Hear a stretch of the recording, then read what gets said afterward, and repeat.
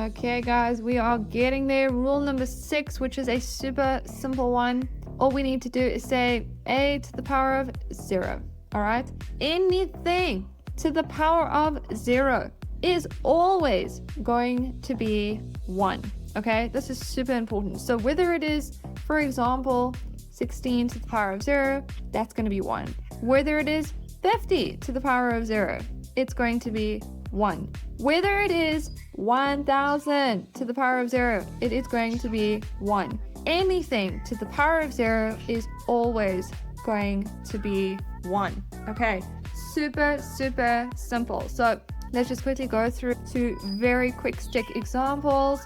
So for example, if we have x to the power of 0, that is going to equal 1, and that will be your answer there. Okay, and number 2, let's say we had 2 to the power of 0, that is also going to be 1. Alrighty, we are moving on to rule number 7, and it goes like this. We've got a to the power of negative n, and that equals to 1 over a to the n. What we are doing here is we are making this negative exponent a positive one by moving it down the imaginary fraction line. Okay, so that's a over 1. All right, that is how you make your negative exponents positive. You move them to whichever side of the fraction line they are not currently on. So if they are negative and they are on the top, you move them down. But if they're at the bottom, then you move them up.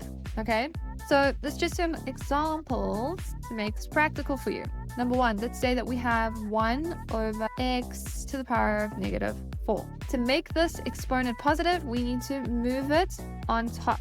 Okay, so what we're going to do there, we're going to say x to the power of 4 over 1. Because remember, any number is actually over 1. But we don't need to write that 1. We can simply say x to the power of 4. And that then would be your answer there.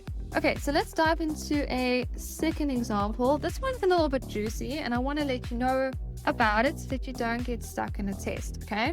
So let's say that we had x over y to the power of negative 4. What you can actually do here is you can switch the x and the y, okay?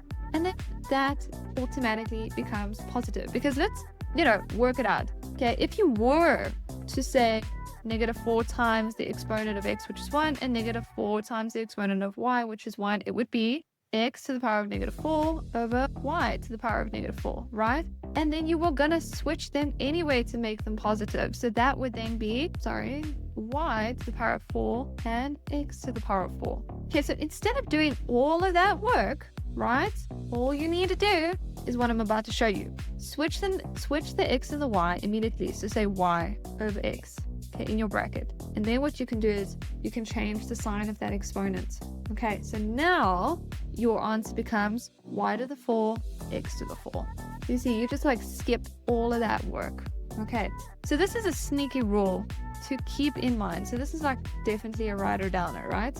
Okay, let's do another example. I'm going to move this up a bit. Number 3. Let's say that we had a x to the power of negative 2 over b y to the power of negative 3. Okay, so what I want you to see here is that not all of these exponents are negative.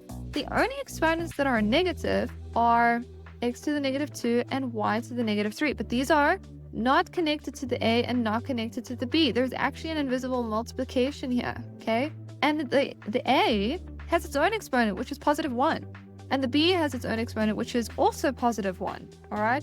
I say this because so many kids get this wrong, okay? You only need to move the negative exponents, and it's so important that you can pick this up easily, because in your tests and exams, okay, this is absolutely going to happen. You're going to get confused. You're going to think that, that to the negative 2 is all one thing, and then move it down. No, okay? Only move the negative exponents. So this is what it's going to look like. Your a is going to stay there because it's positive, right?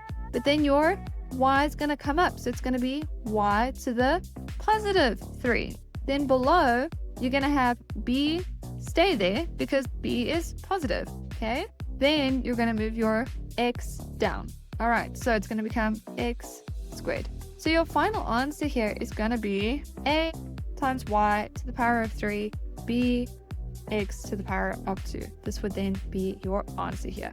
Awesome. Let's dive into the next one. All right, so for rule number 8, I want to do some clarifications here, and I want to talk about the behavior, okay, of your coefficients versus your exponents. This is really important to take note of. Okay, so let's talk about number 1. Okay, let's have a look there. I want you to see what happens with the coefficient and then what happens with the exponents. All right, so with the coefficient, okay, that's these bad boys.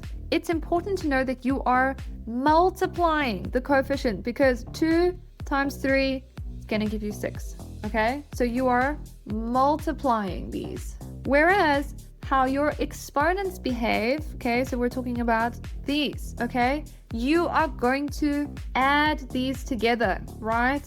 Add. Because what it's going to look like, it's going to be x squared plus 3. That's going to be x to the 5. So that is how you get the x to the 5 there. So super important just to take note of. Okay, let's have a look at the next one. Number 2. What is happening with the coefficients? And then what is happening with the exponents? Right, for the coefficient, in this example, it's important to know they are getting divided, right? Because you can see that 6 divided by 3 is going to give you 2, all right? But if we look at the exponents, okay, this one and this one, your exponents are going to be subtract because you are going to have x to the 6 and then you're going to say minus 3. You're going to bring that up, okay? And that is then how you get x to the power of 3 over here. Okay, last one, all right? The coefficient. How is it going to behave, all right? The coefficient is going to be raised to the exponent. So as an example, okay, 8 is 2 to the power of 3. It was raised to the exponent. So here we're going to say raised to the exponent. Okay, now having a look at the exponents, can you see that these exponents are going to be multiplied? Okay, that is the rule if the exponent is outside the bracket. All right, so because it's going to look like this, x to the 2 times 3, and that's going to give you to the 6, which is what we get there. All right, so that's rule number 8. These are just to help you understand the behavior of both coefficients and exponents, and they are important if you want to get your exponents correct. Alrighty, rule number 9, we are nearly there. It goes like this. If you have a to the power of m over n, so a fraction, that is going to equal to a root, okay, where the root of n is equal to a to the power of m. So what is actually happening here? What I want you to see is that the variable on the bottom of your fraction, that is going to go inside your root, all right? And then the variable on top of the fraction, that is going to go inside the root with the base. Okay, so let's do an example to break this down. All right, so let's say you had 3 to the power of 2 over 3, okay? The bottom number is going to go in your root, okay? So this is what it's going to look like. Equals 3 to the 2, and your 3 goes there. Okay, that is what you're going to have. So can you see that the number that was at the bottom goes in your root, and then the one that is on top of the fraction goes with your base? Okay, let's do another one. Let's think. X to the power of 5 over 4. Oh, can you see that 5? I feel like it looks a bit wonky. So let's try again. 5 over 4. That looks a bit. Okay, so the number at the bottom is going to be in our root, right? So it's going to equal our root. 4 is going to go in our root, and then x to the power of 5 is going to go in the inside. And that's our answer. Oh my gosh, this is exciting. We are at rule number 10, and it's super simple because we're gonna do the inverse of the previous one. So what that looks like is as follows. If we had the root of a, that is going to equal a to the power of a half.